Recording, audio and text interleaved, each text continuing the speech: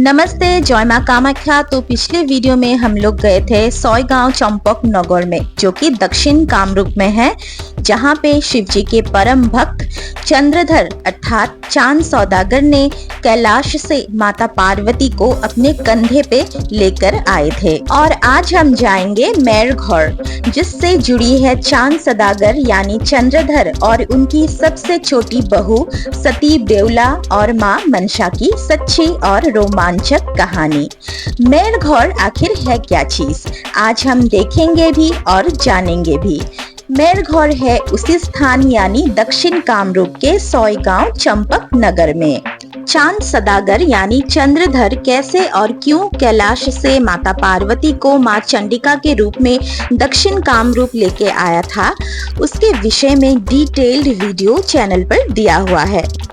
मेरघौर तक चलने से पहले चलिए माँ चंडिका के उस स्वरूप के दर्शन कर लेते हैं, जो स्वरूप आज भी जागृत रूप में है, क्योंकि माँ चंडिका खुद अपने मर्जी से यहाँ पे स्थापित हुई है चांद सौदागर की द्वारा।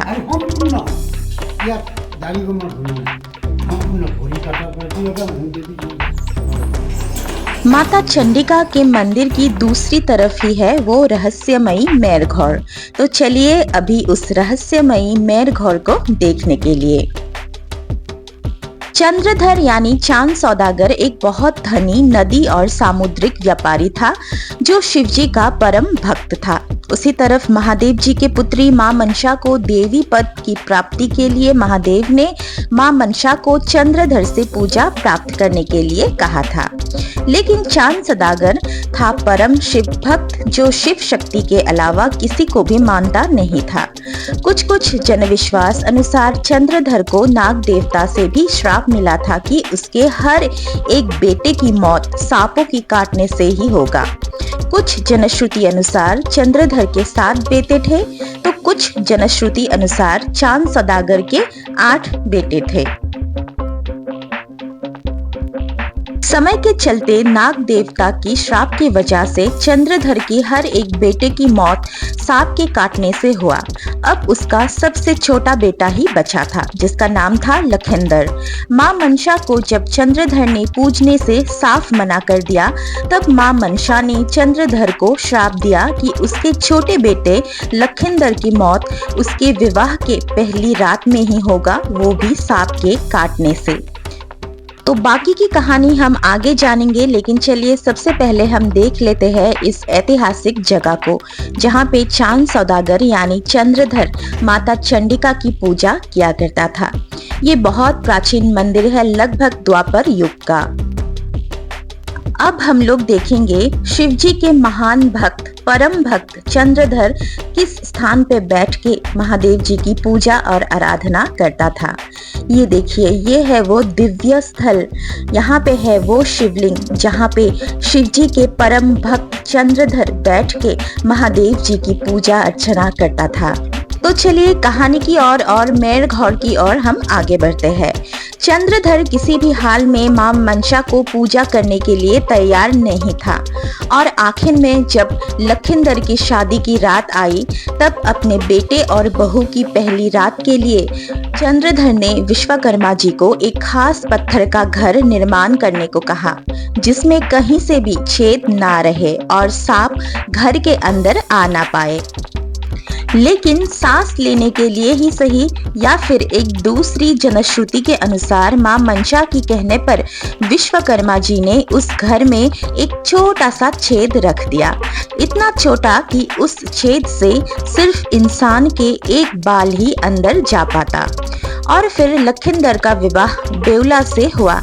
शादी की पहली रात बेउला लखिंदर मेरघौर में बिताने को गए कि तभी मेरघौर में रखी उस छेद से नाग ने अंदर प्रवेश किया और लखिंदर की जान ले ली। बाकी की कहानी बहुत रोमांचक है, जो आगे बताऊंगी, इसीलिए वीडियो में बने रहिए।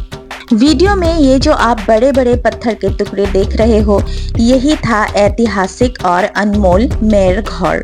लेकिन दुर्भाग्यवश मेर घौर के अभी टूटे हुए हिस्से ही बाकी है। आक्रमणकारी की आक्रमण से या किसी प्राकृतिक आपदा के कारण ये अनमोल मेर घौर का सिर्फ टूटा हुआ हिस्सा ही आज हम देख सकते हैं।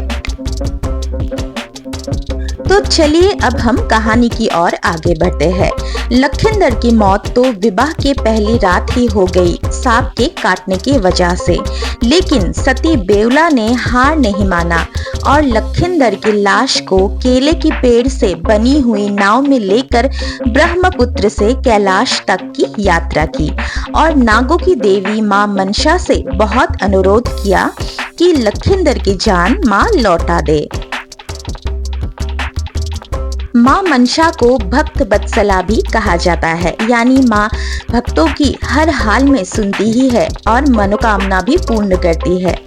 मां से बेवला की दुख सहन नहीं हुआ और मां ने बेवला से कहा कि अगर तुम्हारा ससुर यानी चंद्रधर मेरी पूजा करता है तो मैं लखिंदर को जिंदा कर दूंगी। बेवला ने अपने ससुर से भी बहुत निवेदन किया कि चांद सौदागर मां मनसा की पूजा करने को राजी हो जाए और बहुत अनुरोध करने पर चंद्रधर राजी हो गया मां मनसा को पूजने के लिए। लेकिन शिवजी के परम भक्त चंद्रधर ने माता मनसा की पूजा तो की, लेकिन पूजा की पूरी प्रक्रिया उसने अपने बाएं हाथ से ही संपन्न किया। फिर भी भक्त वत्सला मां मनसा ने चंद्रधर की पूजा स्वीकार किया और लखिंदर को जिंदा कर दिया। तभी से कामरूप के किसी किसी प्रांत में मां मनसा की पूजा बाएं हाथ से किया जाता आ रहा है, क्योंकि मां मनसा ने चंद्रधर की पूजा से खुश होकर चंद्रधर को कहा था कि मैं हर एक भक्त से पूजा बाएं हाथ से ही लूंगी। और ऐसे ही सती बेवला ने अपनी पूर्ण विश्वास और भक्ति से मां मनसा को पूजा और चंद्रधर यानी अपने ससुर को भी पूजने के लिए राजी करवाया और लखिंदर को मौत के मुंह से वापस लाई। स्थानीय लोग और असम आर्कियोलॉजी डिपार्टमेंट की तरफ से मेर घौर की टूटे हुए हिस्सों को संरक्षित किया गया है। हजारों सालों पुराना ये मेर घौर कितना आश्चर्य कर देने वाला है, ये आप इसके टूटे हुए हिस्सों को देखकर ही अंदाजा लगा सकते हो कि उस समय में यानी हजारों साल पहले कैसी कारीगरी की गई थी। कितना मजबूत बनावट, और देखिए ये है लोहे की कील की साइज आप देख रहे हो, तो देखिए कितना मजबूत था मेर घौर ही नहीं बल्कि प्राचीन समय में जितनी भी कारीगरी थी सभी आज के मुकाबले बहुत ज्यादा एडवांस्ड था। मेर घौर की टूटे हुए हिस्सों में अभी हमें देखने को मिलता है बहुत सारी आकृतियां, विभिन्न प्रकार की आकृतियों के साथ साथ गणेश जी की मूर्ति, सती बेवला तथा लखिंदर की मूर्ति। तो इस ऐतिहासिक मेर घौर को देख के आप लोगों को कैसा लगा कमेंट्स में बताइएगा जरूर। तो चलिए अभी इस वीडियो से विदा लेते हैं, मिलते हैं अगले वीडियो में। अगर आप चैनल पर नए आए हो तो चैनल को सब्सक्राइब कीजिए, वीडियो को लाइक एंड शेयर कीजिए। धन्यवाद।